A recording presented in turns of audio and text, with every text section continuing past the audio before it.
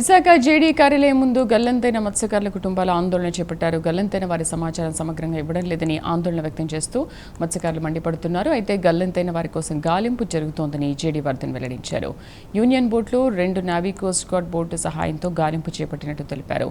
ఒకరి జాడ తెలిసిందని, మరో 6 ఆచూకీ తెలియాల్సి ఉందని జేడీ వర్ధన్ తెలిపారు. అరగంటలో వస్తాను అన్నారు రాలేదు.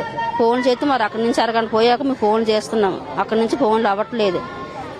నిన్నటి నుంచి ఇంతవరకు ఫోన్లు అవ్వట్లేదు. మరి వస్తారని చూస్తున్నాము. మేము ఆడమే బతికిన వాళ్ళు మేమే అంతేనండి. ఇంతవరకు మెసేనమ్మ మా ఆయన నిన్న వచ్చేస్తున్నామని ఫోన్ చేశారు. 4 రోజులు అయింది, మరి రాలేదు. వచ్చేస్తున్నామని ఫోన్ చేశారు, మరి అక్కడి నుంచి ఫోన్లు అవ్వట్లేదు.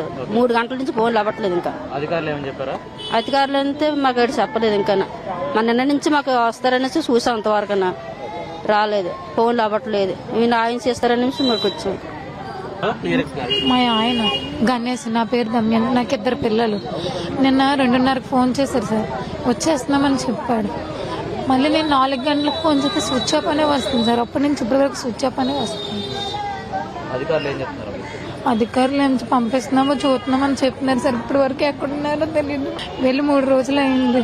నేను వచ్చేస్తానన్నారు సార్. వచ్చేస్తానన్నారు కదా, 4 గంటలకు తిరిగి బద్దడికి స్విచ్ ఆఫ్ అనే వస్తుంది. ఫోన్ అసలు 7 ఫోన్లు స్విచ్ ఆఫ్ అనే వస్తుంది సార్.